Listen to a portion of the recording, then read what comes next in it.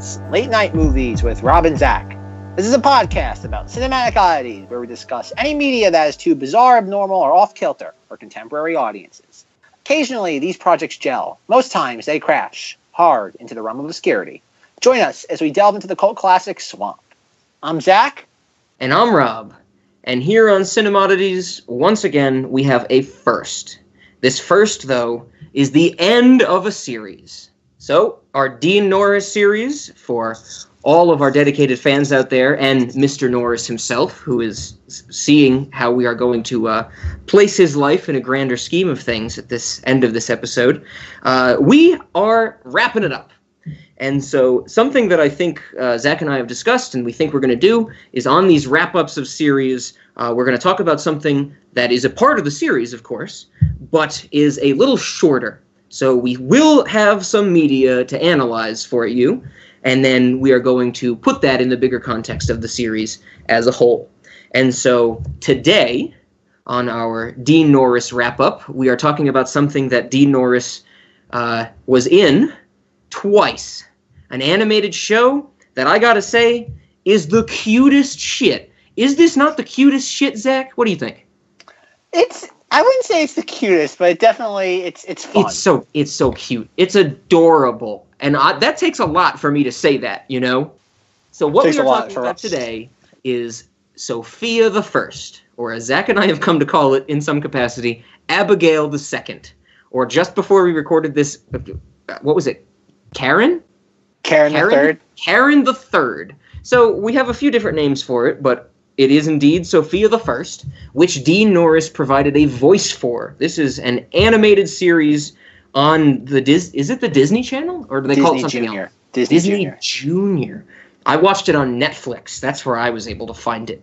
A lot of it's available, and I'm just going to get it right off the bat. I'll say it. I watched more of this show than I needed to for this podcast. And when I told Zack this, he told me he was quite concerned. Are you still concerned, Zack? Just a little. Why? Why just a little? What's wrong with this show? Why can't I binge watch this show instead of going to sleep? It's cute, but it's not that cute. I think, right off the bat, we're disagreeing once again. This is the cutest shit. This is so damn cute. It's unbelievable. And Wayne Brady's in it. I did not get to any Wayne Brady episode, so I can't attest to his involvement. Wayne Brady does have a small part in the first episode you probably watched. The first episode. Oh, he's the rabbit. Yeah, he's the rabbit. Yes, he is Clover the rabbit. His name is Clover. Did you catch that? No. They say it. I thought he was Thumper. I'm like, it's Thumper, and I realized this isn't Bambi. Okay, the first episode that we are talking about, because we're talking about two episodes, as I said, Dean Norris has been in the show twice. The first one we are talking about is called The Secret Library. So I actually found conflicting reports of what episode this is in Season 3. Oh my god. Netflix says it's episode 5. The internet seems to think it's episode 6. Some of the YouTube versions seem to think it's episode 5. Who cares? It's called The Secret Library. It is the introduction to the Secret Library subplot of Sofia the First. The idea of the Secret Library, which the first we hear of it apparently is in Season 3, is that Sofia is destined, as I took it, to finish the books in the Secret Library. She has to go out and have adventures to finish the tale, to give these tales that are currently unfinished a happy ending. And so the first one that she gets taken on is to rescue Massimo. And Massimo is a purple Pegasus, a purple flying horse. They don't use the term Pegasus in this show, which I find very strange, who is captured in a stable, voiced by Dean Norris. Have I summed up the episode pretty well, Zack? Do you think that's a good gist? Yeah, for the most part. So now we can get into the gory details that I know everybody wants to hear us talk about in this, 19-minute episode of a kid's show? No, I think Secret Library is actually longer. It might be 24 minutes or something. Yeah, it's 24 or 25. Okay. So this episode is the reason I decided to watch more of this show, because I was actually kind of blown away by one of the first scenes in this episode. And I want to start with this because it caught me off guard. Like, when I was watching it, initially, I kind of was doing something else. I had it in my head that this was just going to be a kids show. I was just waiting to see the Dean Norris part of it so I could, talk about Dean Norris providing his voice for a purple Pegasus. But this took my attention. Do you want to take a guess at what scene I'm talking about, Zach? Do you have any idea what caught my attention so well in the first episode? I don't. Okay, I have a moment in the episode that caught my attention, but I don't know what yours is going to be. Mine was when she goes to she takes a little boat through all the scenes of Disney princess movies. That is exactly mine as well. That is amazing. Even though it has nothing to do with the rest of the episode, and really for the series at large, other than that she encounters other Disney princesses throughout the series, it's an amazing scene. So in this scene, Sofia has something we just get dropped on. If you haven't seen any part of the show, you just have to accept the fact that she has a magic amulet that basically gives her Alice in Wonderland powers, so she can shrink and grow at will. And so she can basically shrink to climb into this mouse hole and then grow back again. And there's a boat waiting for her, and she gets on the boat. Of course it is. Of course, because she's a princess. She's in a gown, okay? She's in a full-on, ball gown the entire time this is happening as well. And she gets in this boat, which is taking her to the secret library, which we don't know yet. And as she rides this boat, and down this little stream or whatever, in the background and the foreground, all over, we just get different features from various Disney princess movies. And this scene is amazing. This scene is so cool to me, Zach. I'm glad it grabbed your attention as well. I'm not even the biggest Disney fan. I don't even know all of the movies that they referenced, but this was so cool. I never thought I'd be living a point in my life where I'm discussing a toddler's TV show, but here we are. So how many Disney princesses do you think they reference in that river scene? Did you count? I knew all of them. I got it either from obviously the imagery or the music. I was able to get the... Yes. They don't do all of them, obviously, but there are ones, obviously, Cinderella's there, Jasmine from Aladdin's there, Belle from Beauty and the Beast, The Little Mermaid. I was surprised they went out, and this is also a spoiler alert for later in the episode, and they went with the character from Brave, Merida. I'm really surprised because she's not a super popular one in the grand scheme of things, but to be fair, I don't think any of the golden age or even silver age of Disney animation is really... I don't think kids these days really know. It's think about how many kids know who Sleeping Beauty is, the Disney version of Sleeping Beauty. Yeah, or even maybe Snow White and Cinderella because they're just so inherently iconic. Mm-hmm. But Little Mermaids, obviously they did. Tiana from Princess and the Frog. Yeah, they did. That's one that I know that has its cult fan base, but I know it's not one. It's not. I'm trying to think of a current Disney. Again, obviously, I don't think they did Frozen. I did not see a Frozen. I know Olaf is in the series at one point, but I didn't see any Frozen stuff, which leads me to believe this probably was already in the process of being developed when Frozen came out. So in my research from watching this multiple times and actually looking into it to see which ones they referenced, that is a point of contention.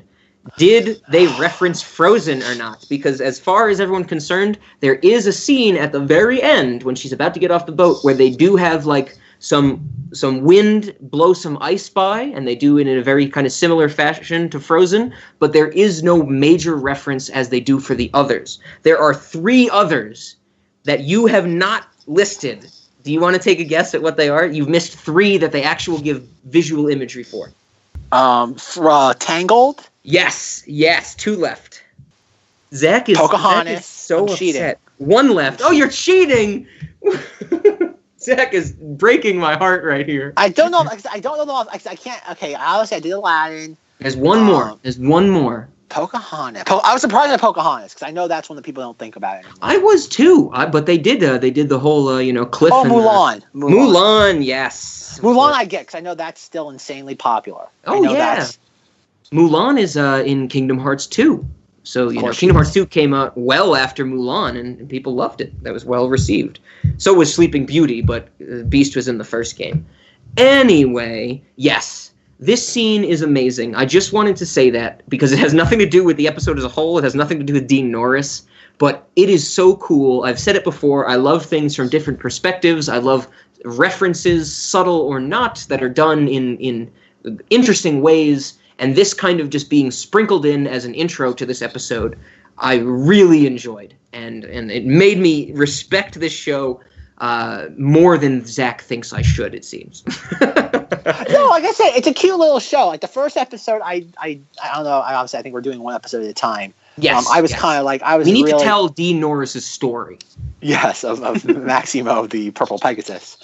But to be fair, I think I'm hashtag Team Minimus. Oh, really? I am Team Minimus. I love Minimus. Oh, wow. Okay, we'll get into that. I did skip over one thing that happens before the boat scene. It's something that I got to do now that it's becoming a thing for me. My favorite line of the whole episode. We get a scene where Sofia sits down to read her book that her Aunt Tilly gave her, which is leading up to the secret library thing. And as she's flipping through the book, she finds another book inside of it. And so that's when Wayne Brady appears. And Wayne Brady, as a rabbit, says something like, "Hey, Sofia, what are you doing?" And she goes, "Oh, look, I found this book inside my book." Yeah, that was pretty bad. Hey, what you doing, Soph? Clover, I found this book inside my book. What do you mean pretty bad? That was amazing. How do you fit a book inside a book? Like, It's a kid's show. It's a kid's show. It just has to be funny, and it was funny. Wouldn't it make more sense if there was a hole in the book, and it closed onto the other book? How do you fit a book inside a book? This is a sticking point. I saw that and I rolled my eyes. I'm like, oh man, this isn't good. No, this is pristine. There's nothing wrong with that. She found a book inside her book and then proceeded to shrink down, to climb through the wall and shrink back and go through a boat ride of Disney princesses to get to the secret library. There is nothing wrong with this. There's no plot holes in here, Zach. Don't try to force any in. Going back to the boat scene, I'd be willing to bet that whoever developed that boat scene probably was imagining that at some point, considering if this show ever got popular enough, that would be an actual ride at Disney at some point. Because that's a thing. Because this is us, again, me and my fanaticism for Disney. Every time Disney does a TV show, movie, anything, there is a component of the production that is assigned creating theme park attractions around it, just in the case that the movie or project becomes insanely popular. Okay. That is a facet now of every Disney film. So when a movie bombs, like A Wrinkle in Time, that movie had a probably 2 or 3 people that were on the production whose job it was to try to adapt it into a theme park attraction. Oh, wow. Unfortunately, now that movie bombed, we will never get a ride featuring a 3-story tall Oprah Winfrey. I was about to say, I want Oprah the ride. Well, you know what? People should have gone and seen that movie. Then you could have gotten that. You could have gotten that ride. You get to keep the cart you ride in at the end. I walked right into that one. But no, it's I wouldn't be surprised if whoever wrote this show or whoever wrote this particular episode figured, oh, this will be our ace in the hole episode if we ever do. The whole fact that she's goes through every single princess land or world of the princesses. Yeah. It would be a good way to get the brand, get all that nostalgia involved. Sure, I didn't think about that, but I can see it for sure. So, I will keep it brief because I could get into this in full detail. I could talk about things that Zack would be like, please end it all. I don't want to do this. Take my money, whatever you need to make it stop. So I'll keep it brief, but there's 2 things I want to talk about. The first that I want to talk about is something that really struck me. It strikes me about this show, but it struck me on my first viewing, because this was the first episode I ever watched. This is a kids' show. I think we've made that clear. It's geared towards children. In this episode, we have our main character, a young girl, going on an adventure with her aunt, someone who has apparently, as we gather from watching it, gone through many similar situations when she was younger. And so you have that kind of adult and child going on an adventure. And, the adult being the mentor, the child being the mentee. And throughout the episode, the adult, Aunt Tilly, really lets Sofia lead the adventure. And the way that she kind of realizes that she made a wrong decision and comes to the right decision and gets to that point of maturation in the episode that she needs to actually, rescue the Pegasus, Pegasi. It's by herself. I feel that when I was younger and I was watching kid shows, it was just like the kid is an idiot and the adult has to show them the way to do something. Maybe not that extreme, but everything was kind of guided by the adult. The example that I can think of is Blue's Clues. Blue's Clues had the aspect Dora the Explorer. That was a little after my childhood, but the same idea. There's a level of audience involvement in that, but it is controlled. You're kind of only giving the perspective that the child has control. It's still being led down a certain path. I felt this show portrayed letting the main child character find their own way in an amazing light. And I think we need more of that in kids shows, because I think that sense of independence is a good thing to put forth in this kind of, small little child story. What do you think about that, Zach? Did you ever think I was going to bring that up? Oh, God, what did I get myself involved with? No, I did not pick up on that in this episode. I did pick up on that element in the second episode, which I preferred much more than this one. I preferred the pony show much more than this one. Oh, God, the second episode sucked compared to this one. I really enjoyed the second one. Like I said, I love Minimus. So, we cannot agree on a single damn thing, Zach. I told you, hashtag Team Minimus. Oh, God. But hashtag not Zach. No, I do love one scene in this episode where it's like a sketch image of Massimo, and it says Massimo flew off in search of Wild Wing Valley, and it's Massimo. His tongue is hanging out of his mouth, and his eyes are about to roll up in his head. I saw that, and I almost pissed myself laughing. It's very comical. That it's extremely comical. I don't think it's meant to be comical either. But anyway, going back to the second episode, going back to Rob's point I thought, like, Rob thinks it's great the fact that the child leads the adventure.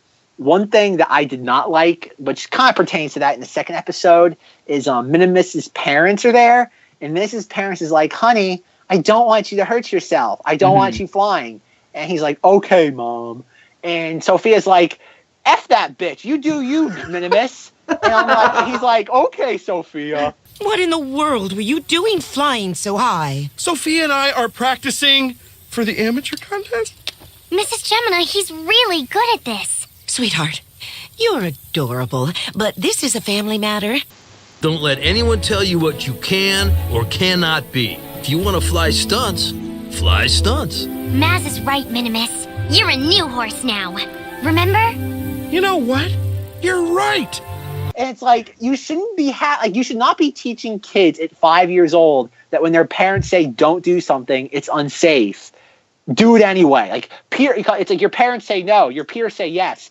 The peers win it then. And I'm like, if you want to have that message, like, again, if you want to have that message maybe when they're like 19 or 20, like, that's one thing. Like, when somebody's an adult, you can have that argument. But to say it like when someone's like 6, ignore your parents, your friends are better.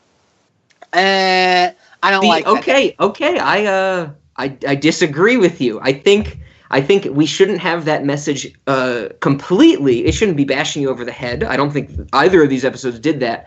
But it should be a perspective that is offered. And, to reference not something for a else, show for children. Not for children. They're like 6. For a show. Yes. I'm saying yes. That's what I'm saying. You're the reason why this country's going down the crapper then. That's why you have kids screaming in the middle of the supermarket. We got kids who are being raised by Jennifer Garner from Men, Women, and Children. We should not have those children thinking their parents are absolute and letting those parents get those roots into them. We need to instill the sense of questioning authority as young as possible. Absolutely not. You're the reason why these kids. That's why these kids now are running around snorting condoms and eating Tide Pods, because parents like you. See, folks, if you want, 36 kids have turned out fine. You're the reason why people are eating Tide Pods. I bet Sophia in a couple of years will eat Tide Pods. So you see, there we go. We're gonna get Sophia the First after dark. Where she's making YouTube videos with Minimus telling him to snort the condom. That we're going to do a special episode if that ever comes out. No, so Zach and I disagree once again. I think it's great. I think we need more of that. I think Sophia the First could have even pushed it farther.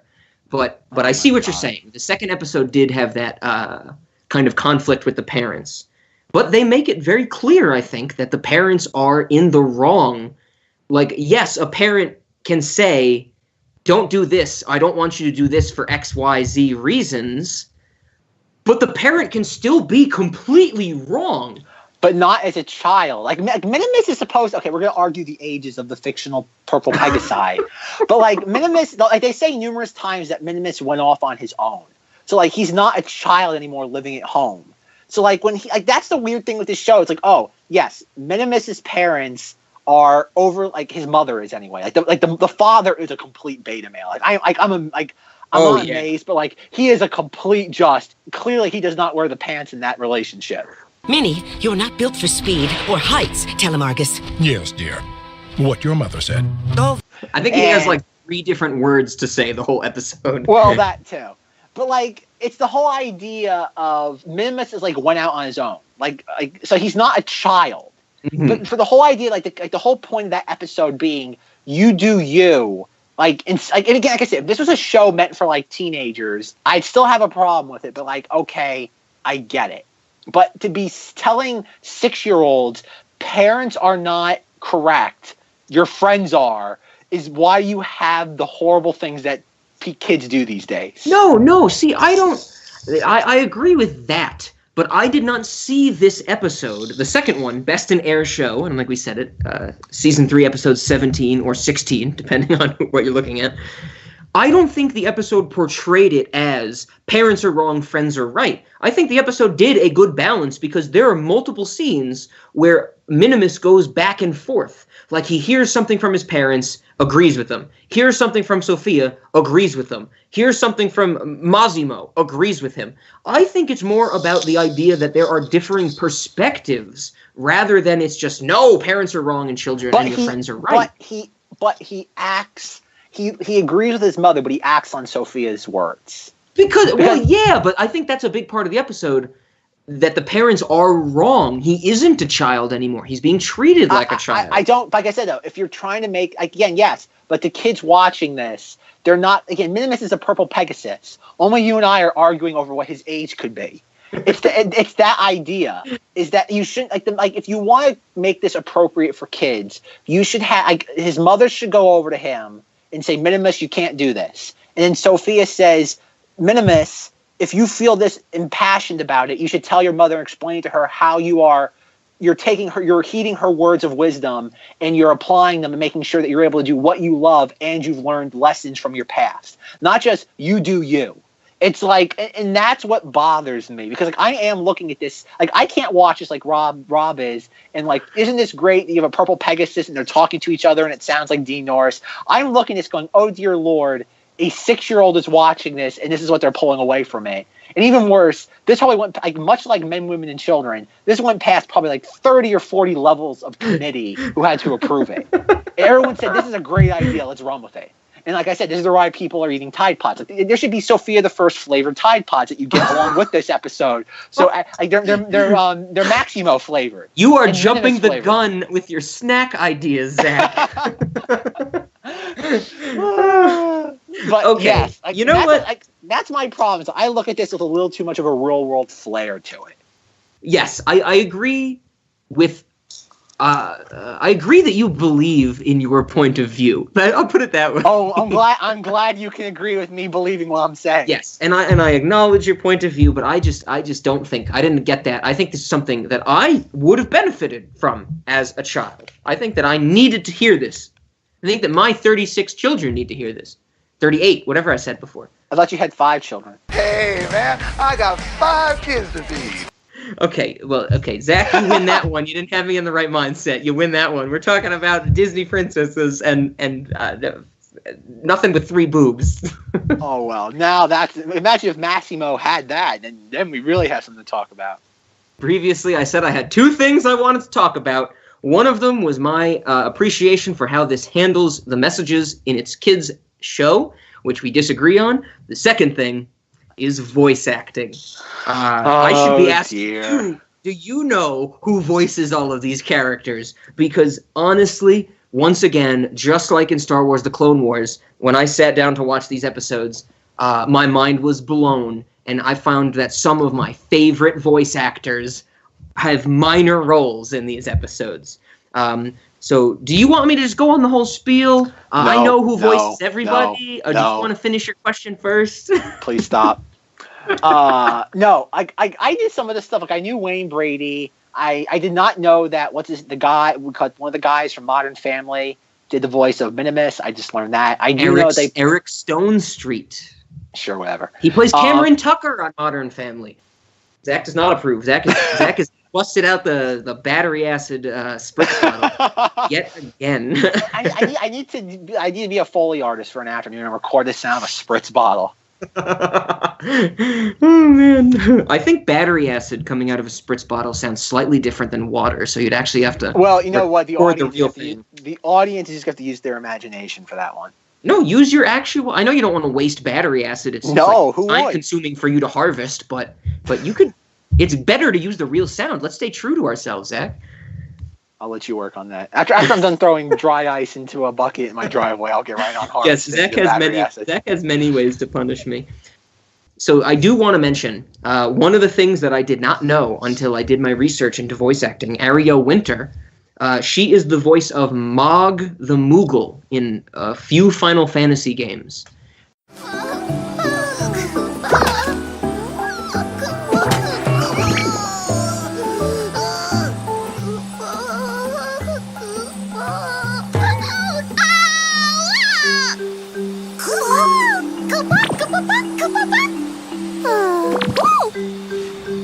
This character does not have words. This character just squeaks. Like literally. So we're gonna get the clip in here. Zach will get to hear it. But it's pretty interesting to know that that's her. She was hired by a company to just squeak in like 6 different ways, and then they're just gonna reuse the sound clips for the whole game. Something that I think you will appreciate, Zach, in our first episode, The Secret Library, we have a villain that goes by the name of Prince Roderick in the episode. This is Carrie Elwes, if I'm pronouncing it correctly. This is the Dread Pirate Roberts from The Princess Bride. This is Robin Hood from Robin Hood Men in Tights. I've not seen any of those. You haven't seen The Princess Bride, really? No. I could have swore we talked about it way back in the day. Nope. Okay, so this is a very, very popular actor.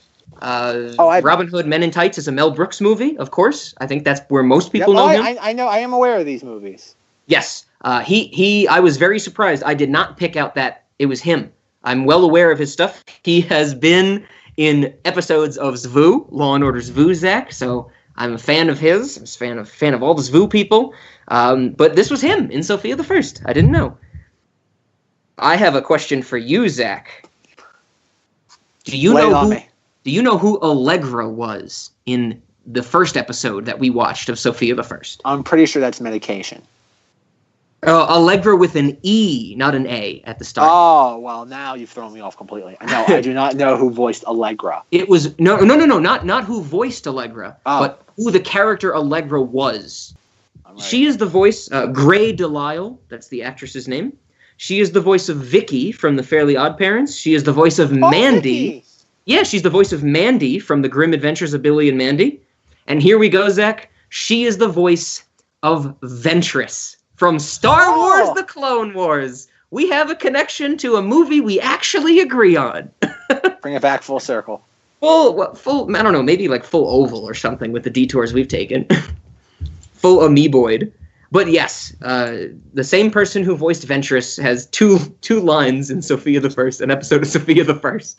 Zach has begun drooling, so that is my chance to get in even more. Florence Henderson is the voice of the grandma in the second episode. Carol Brady. Oh, really? Yeah, Carol Brady from the Brady Bunch. She has my favorite line of the second episode. The premise of the second episode, or one of the plots, is that the grandma wants to ride a horse in the flying horse show, but her son, the king, thinks of her as prim and proper, so she needs a disguise. And when she first sneaks into the stables, the younger kids, the non-magical kids, the not main characters, they're like... The no-mage? The no-mages, yes. They're like, Grandma, what are you doing here in the stables? And Florence Henderson delivers it so perfectly. She's like, this This is the stables? Stable? As she's surrounded by like 6 horses. It's fucking hilarious. Hello there, children. Just taking a stroll. Into the stables? This is the stables? Really? But yeah, Florence Henderson. The Queen Miranda, Sofia's mother. This is the episode we get to see her in. She's voiced by Sarah Ramirez. She's in 2 episodes as Vu. Keith Ferguson, here we go. Keith Ferguson is the voice of Count Barnstorm. Count Barnstorm is literally the announcer for the Flying Horse Show. He has maybe 2 lines in this whole episode. Do you know who I'm talking about? Yes. Keith Ferguson. He is Blue from Foster's Home for Imaginary Friends. He is Marluxia from Kingdom Hearts. And here we go. This is why I recognized him when I immediately saw this episode. He is Captain Bosch von Ronsenberg from Dalmasca from Final Fantasy XII. Not only the best Final Fantasy game, but the best character from the best Final Fantasy game. He's in this episode, Zach. How cool is that? If only I could appreciate any of this. Zach is appreciating it fully. I got one more. Minimus's mother was voiced by Mindy Sterling. Mindy Sterling, you'll know her if you see her, but of course I think her best known role is Frau Farbissina from Austin Powers. Fire the missile! Fire the laser! Whatever it is, the one who screams. Yes, that's Mindy Sterling. Begin laser ignition! She was also in the most recent season of Netflix's Series of Unfortunate Events as an elder of the Village of Foul Devotees. She's a great actress, and she was in this as well. Look at that, Zach. Look at all those famous people I just ran down facts about. You want to talk about fun facts? That's fun facts. I'm done. That is the actual end of the voice acting. Yes, I have run through all of my voice acting things. Thank you. We should do an applause B-roll. Oh, God. What do you think, Zach? One of my probably my favorite line from the entire thing is the second episode, where obviously one of my sticking points is where Sofia tries telling Minimus's mother, and she turns around to Sofia and says, "Sweetheart, you're adorable, but this is a family matter." I genuinely laughed at this. Like, she shuts Sofia down. It's like, "Sweetheart, you're adorable, but that is a good stay one. out of this." I really liked that because we don't get to see that enough. Like, a main character, the titular character, getting shut down. We don't get to see that enough. And it was enjoyable to see it in this. So, yeah. Oh, man. So what you're saying, Zach, is that this is your new favorite show ever. I'm going to get ahead of myself. That's a little too far for me. We should Minimus start is my new favorite character of all time. Okay, so I will say I don't really like songs in shows. Like, if the whole show is a musical, fine. But I don't like songs just being thrown in. That's just me. So, like, the song in the first episode, while I loved the first episode, I didn't think it was the greatest. It was just a little girl singing about how she's going to, win the adventure, whatever the fuck it was. And so I figured there was going to be an episode in the second song. I did my research. I think there's a song in every episode. And the second one is actually really good. The Minimus I like the song. second song. Yeah, the Minimus song is good. Like, I never knew. I've seen a lot of Modern Family. Eric Stonestreet doesn't sing too much in that. He does some theater aspects. I think he's like the music teacher for the school in one of the most recent seasons. But he knows how to use his voice. I was really impressed. Like, the whole time I'm listening to this song, I'm thinking it has like a very strong like Eric Copeland vibe, like a John Roderick. Even, maybe R.E.M. or something. Like, he knows how to use that gruffness that he naturally has, and I was pleasantly surprised by a song like that. And now my mom will finally see what a flying horse I can be. Oh yeah, I'm the new horse now. And so, you know what, Zach? I'm telling you this. I have some more respect for Minimus now that I've seen that episode. So yeah, I agree a little bit more. Massimo is probably still superior in my eyes. No, absolutely not. Massimo is hilarious because I like to imagine Dean Norris sitting like in a recording studio, just like that meme of oh my god, I can see him, but I can't think of his name. Steve Buscemi. And it's like that meme of him like with like the AC/DC shirt and like the backwards cap. Hello, fellow children. Yeah. That's Dean Norris doing Maximo. He's like, yo, what's up, Minimus? It's like the most like, hello, young kids. What is up, yo? Hey, little bro. That's essentially what it is. It's like, it's such a... Massimo? Minimus! Good to see you, bro. Like, I get what they're going for, but I feel like I'm getting this vibe, considering we're at the end of the Dean Norris series, I'm getting a vibe that outside of Breaking Bad, Dean Norris might not be the easiest person to direct, because I feel like people are like, just be cocky. He's like, yo, Minimus, how you doing? It's like, I'm gonna go flap my wings. and it's like, I get that same vibe from like Men, Women, and Children in the Book of Hank, where it's like, maybe I'm starting to wonder, maybe the directors aren't 100% terrible. Maybe Dean Norris doesn't know how to bridge that gap. And like, even though, don't get me wrong, the directors are 99% horrible, but maybe he just can't bridge that 1%. That's a fair point. That's an interesting point. I like coming to the conclusion. I like the idea of coming to the conclusion. I don't know if I actually have come to it, that Dean Norris is undirectable.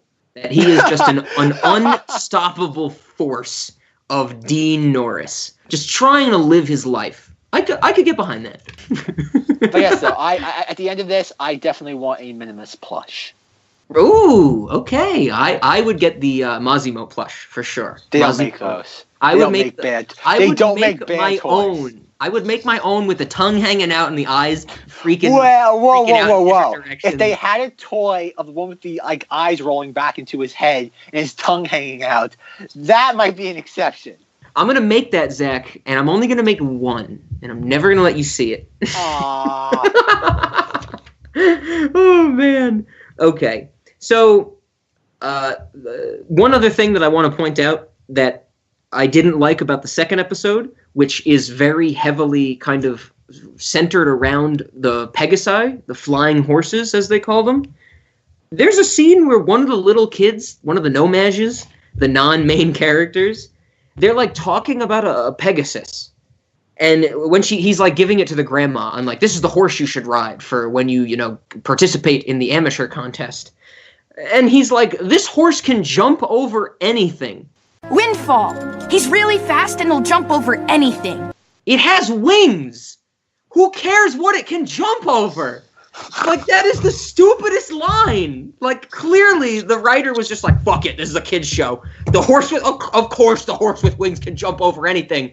It can fucking fly. Did you catch that, Zach? Did you get angry about that? I did not get angry at that part, This made me so angry. That's the dumbest line of dialogue. It's like saying a plane can jump over anything. Cool. That's like saying a NASA rocket can jump over anything. Clearly. Jesus. That's why the second episode sucked, that line. That's why it sucks? Yeah, the plot was also a little weaker. It didn't have enough Dean Norris in it and stuff like that. He just kind of shows up. Yes. So what do we want to talk about next? We have to talk about, Dean Norris. I have to talk about Dean Norris, I think. I see Zach reaching for the spritz bottle. Not yet. We have to talk about, is this a Cinemoddity? And we have to talk about our snack. Let's do snack first. We got to tie the whole Dean Norris nonsense together. Yes, okay, yes. So, Snack Master. You also the connoisseur of context, yes. And the Lego Maniac. No, I refute that nickname still. I will until I get a reasonable explanation. You have two nicknames, maybe a third being like the liar, the nickname liar. You're a liar of nicknames. I'll work on that one. What's your snack? Snack Master? I really like the idea of having Massimo flavored Tide Pods. I really like that. Because it's all about horrible parenting. Like if you have a child, you put it in front of the screen. Just give the. I remember that back in the day, there was. Okay, this is gonna get real dark real quick. I remember back 15 years ago, they made gummy snacks in the shape of Lego bricks, and everybody flipped out because it was teaching kids you could eat Lego. It's why are you teaching kids to eat Lego bricks? Okay. And so much how Rob made the joke during our Men, Women, and Children episode, that you should get a stick of celery and stare at an arsenic pill in your mouth and just wiggle it between your tongue and teeth. I'm thinking for this, what you should do is take Windex, but then put Sophia the First labels on it, or like bleach and say like Sofia the first flavored like drink beverage. No. I like Sofia the flavored. That's awesome. Sofia the flavored beverage. Sofia the flavored bleach. Sofia the flavored bleach. Because if you're a horrible parent teaching them horrible lessons, why not give them a horrible beverage to go down with a horrible show? And the bottle of bleach is all Sofia the flavored. It's all that. Sofia the flavored antifreeze. Sofia the flavored bleach. Okay, see, Zack is good. Zack is so good at these snacks. That's why he's the snack master. What snack would I pick for this? I have no idea.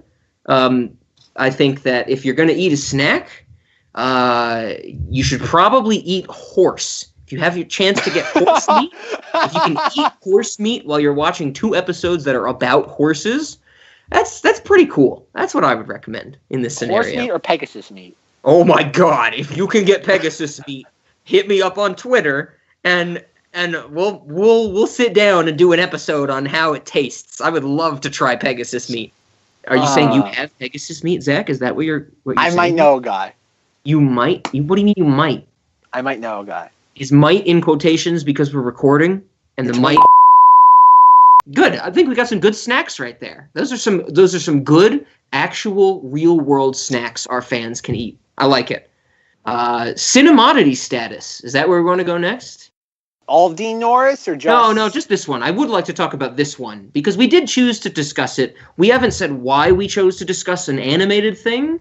It is for connective purposes. Because we needed a bridge and we needed to cross it when we got to it. Yeah. Burn it when we got to it. That's how I like to think about this. We're losing all the Dean Norris fans. But, this isn't something that sticks out in the Dean Norris catalog. It's not something that you would think, oh, Dean Norris, what did he do animated? Let's watch it.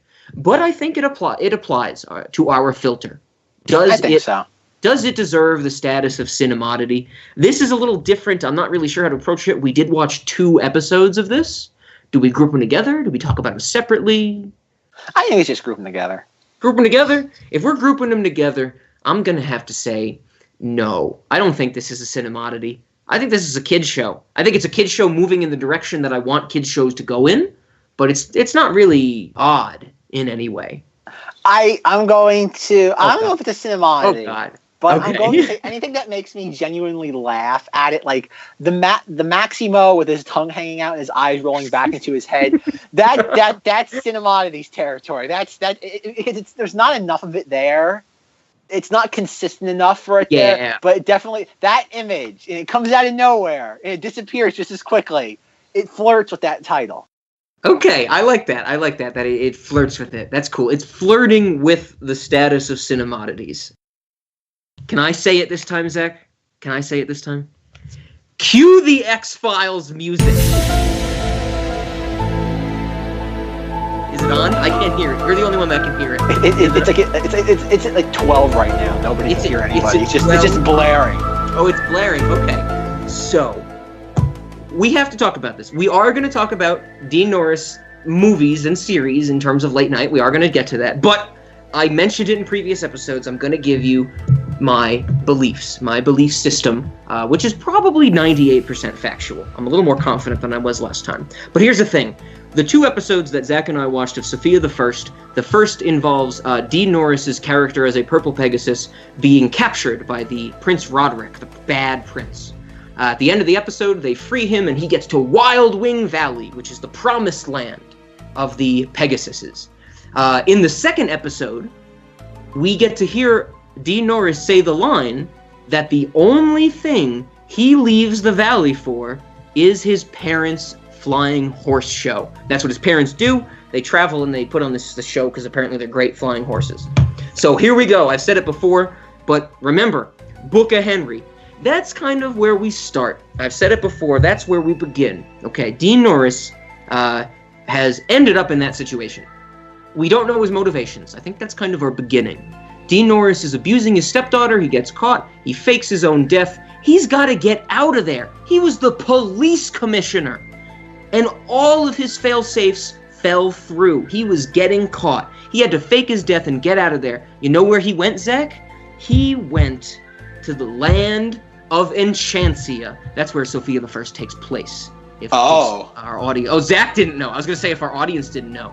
That's where Sophia the First takes place. He becomes Massimo the Purple Pegasus. He leaves his family to find Wild Wing Valley, somewhere that is so separate from wherever the hell Book of Henry took place, that he's never going to get caught for what he did as a police commissioner. And he loves it there. Of course, like he says, he only leaves the valley for his parents' show. But it turns out that that's the downfall. That's what's gonna get him in trouble. So now there's kind of a haze among a little part of this. This is actually really? something. This is the only time the haze shows up? This is the time that the haze gets a little unmanageable. There's always a haze. There's always a mystery to this stuff. But I feel that's our duty, Zack, is to clear this for people. But what I'm saying is that this part is a little more dense. And that's why I want to ask Zack his opinion. I think that we go from Sophia the First, Massimo the Purple Pegasus, to SWAT team leader in New York City in Gremlins 2. That's what I believe. The only thing that I have uncertainties regarding is that kind of middle period. Unfortunately, audience, we don't have a movie that describes how Dean Norris turns from a horse into a human. If that movie existed, we would have talked about it, and we would have probably had a lot of questions answered. I have some ideas. I think Zack would like to classify them as off the wall. I'm doing air quotes. But Zack, what do you think? Do you think that that's what he kind of, had to go to New York? He's living in Wild Wing Valley. His parents, as the Pegasus flying horse show, they go to New York to put on maybe a P.T. Barnum, maybe a Cirque du Soleil, maybe one of those big top events. He leaves the Wild Wing Valley to go see them in New York, and in some turn of events gets roped into leading a SWAT team. Do you agree with that timeline? Makes as much sense as any. Okay, yes, good. I think that's fair. I think that's the only timeline that makes sense with everything we talked about, with the stuff we haven't talked about. But Zack, how do you think he goes from horse to SWAT team leader? How do you think that transition takes place? I would imagine the Gremlins had something. I think the brain gremlin helped transform him. You think the Gremlins' plan in Gremlins 2 was so complex that they created the SWAT team leader that was going to shoot one of them later in the movie? Well, they didn't know that. They figured they were doing so many crazy things, they decided to transform a purple Pegasus into a man. That was their final experiment. You're saying he was a rogue experiment? Well, I think maybe there was a formula in Christopher Lee's lab that transformed Pegasuses into humans. Or he had the genetic SWAT team. He had the SWAT team leader gene. Yes. Yes! Zack has figured it out, everybody. Zack has broken new ground. Massimo, the Purple Pegasus, is in New York for his parents' flying horse show while the Clamp building gets invaded by the Gremlins. He tries to help, because that's Massimo's thing, and in a strange comedic turn of events, which for some reason the director of Gremlins 2 did not focus on in the movie, he drinks genetic SWAT team leader. And he becomes the SWAT team leader. I love it, Zack. I was thinking that it was going to be maybe his choice, or maybe it was his plan. But I like now that it was just kind of a series of events that was forced upon him. Zack, what would I do without you? I think Zack has left the building. I know. I'm refilling my spray bottle with battery acid. I'm harvesting my battery acid. Yes, I love it. Okay, good. We're actually building bridges at this point. Okay, so Dean Norris at the start abuses his daughter. Not good. Has to get off the heat. Goes to be Massimo. He's becoming a better Pegasus. He becomes an even better person by becoming a SWAT team leader. He's such a successful SWAT team leader that he plays it in 2 movies. And Gremlins 2 and Terminator 2, and then he's such a good SWAT team leader that he gets sent to run an entire kind of section of the DEA in Albuquerque, New Mexico, and that's where Breaking Bad comes into play. And now, as I told Zack earlier, spoiler alert, he dies in Breaking Bad. He gets shot by somebody else, but I think, here we go, Zack. I think this is the thing. I haven't told Zack that this is my opinion before, but I think out of everything, this is what he's going to agree with me the most. Okay, you know how every time Dale Cooper's doppelganger dies, the woodsmen dig out the orb and they rebirth him in Twin Peaks The Return? That is Dean Norris. Dean Norris, not necessarily the woodsman, not necessarily Bob inside of him, but Dean Norris has some force able to rebirth him and continue his existence. That's what I have gathered from watching all of these Dean Norris movies. What do you think? Brilliant. So after the rebirth, after his kind of the woodsmen come and get him in the desert of New Mexico, he once again basically says, I have to get out of here. And that is where we find men, women, and children. And he's kind of back where we started, you know? At the very first movie, Book of Henry, he was trying to raise a family. Maybe that's kind of what I gather, because we don't have evidence prior to that. Maybe he was trying to raise a family and the wife died, and for some reason he needed to abuse the daughter. But he's trying again. And at the end of Men, Women, and Children, he's very sorry about what he did to his son. And we kind of get, in this Cinemodities series, a really nice, neat Dean Norris arc. What do you think? Did that make sense? Did I tie everything together? It makes as much sense as anything else you've said. Did I tie everything together? I don't want to tell the audience I'm going to do something for them and then not do it. But I tried to put a nice, neat bow on everything I was building up towards. We got a nice little Dean Norris arc. He went to the Black Lodge. He went to this, that, the other thing. It was great. It was a good time. I think it makes as much sense as anything else you've done in this podcast, so yeah. Okay. Are we jumping into late night status? I thought we decided not to do that. Or are we doing it for the whole Dean Norris series? I thought we wanted to pick one or something like that. Or pick, maybe not late night, but something that was a highlight? Yeah. Some way that we could agree on something. I always thought of it in the sense of what would be the late night thing. Or late night in the sense of what would we show to people type of thing. The whole Dean Norris series? Yeah. Kind of a reflection on the Dean Norris series. Maybe I should jump into this, because I actually have something I want to talk about with this that I think is interesting. In this Dean Norris series, we watched a lot of different stuff. We watched a kids show. We watched Total Recall. We watched Men, Women, and Children. It was all over the spectrum.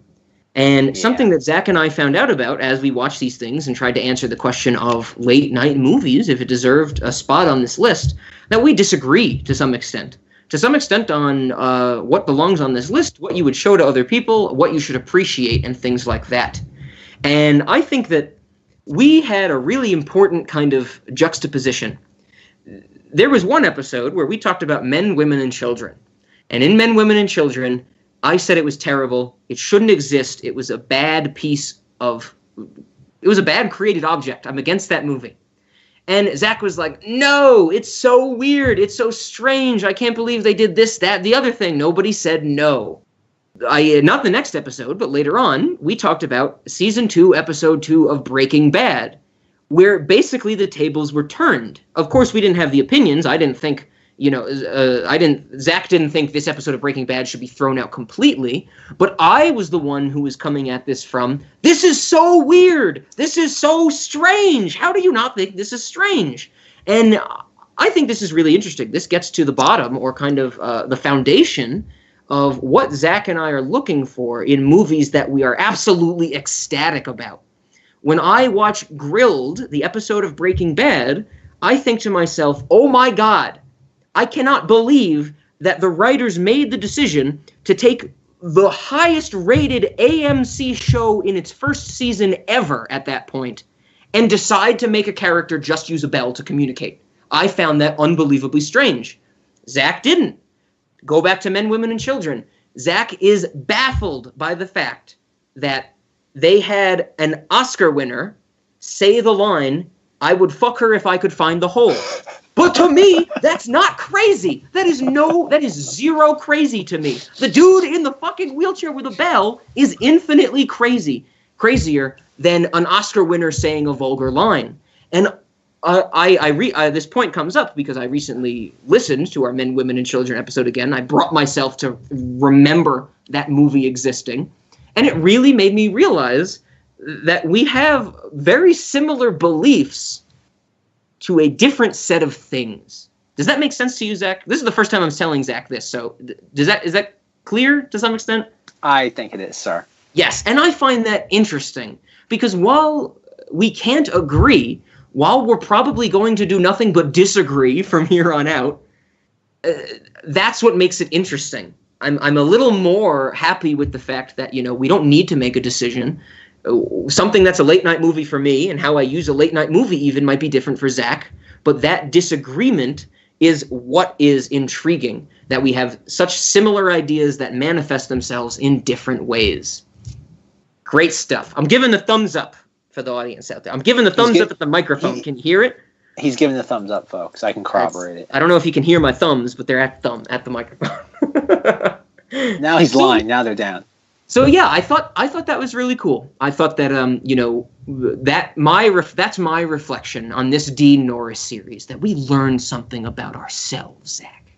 I learned that I love bad, awful movies, which I already know. So something that I do want to do that I think would be interesting. While yes, we are saying there's no main canon, there's no specific list. Total Recall, Gremlins 2. I think those two are late night movies. I would actually say no to the episode of Breaking Bad. I would also say no to Sofia the First. I don't think I needed to say that, but that'd be weird.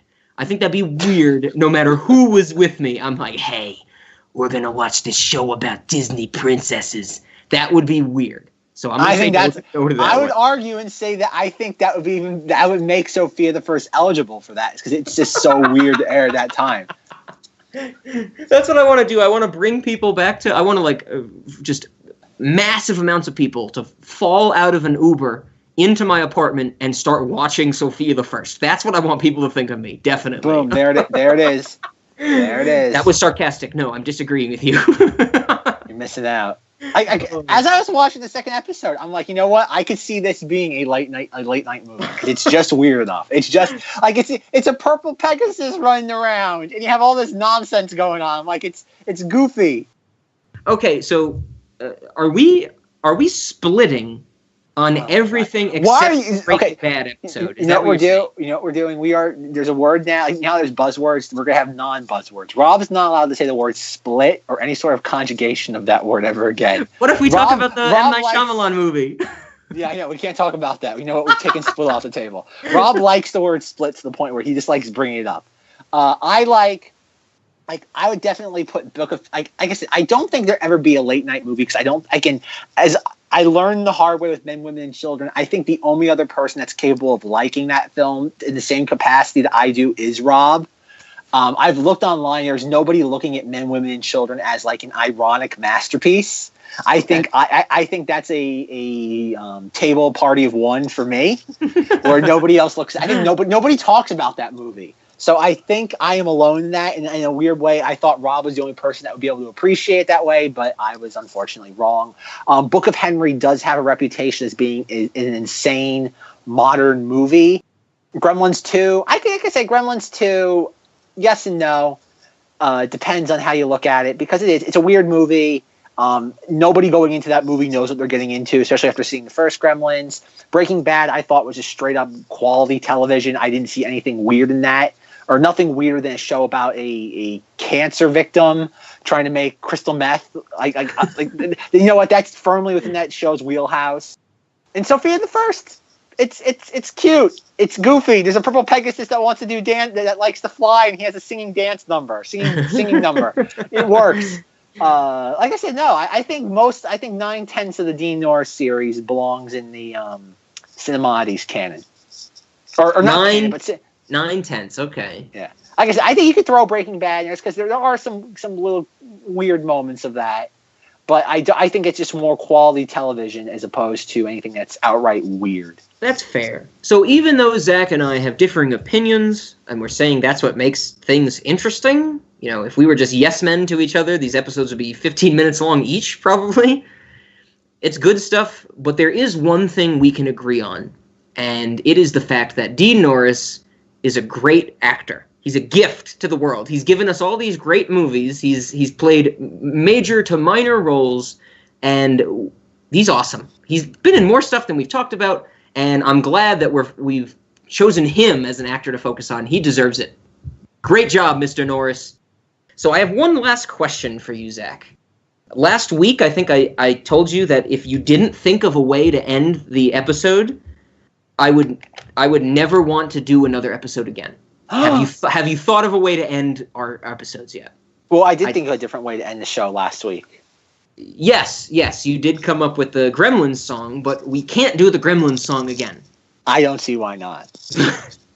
That's a bad answer, Zach. We can't use... Why? Why the Gremlins music? I think we should take Minimus's song and dance from the end of the second Sofia the First episode and play that in reverse. Okay, I could get behind that. I don't know what that'll sound like, but let's hear it, everybody. Here you go.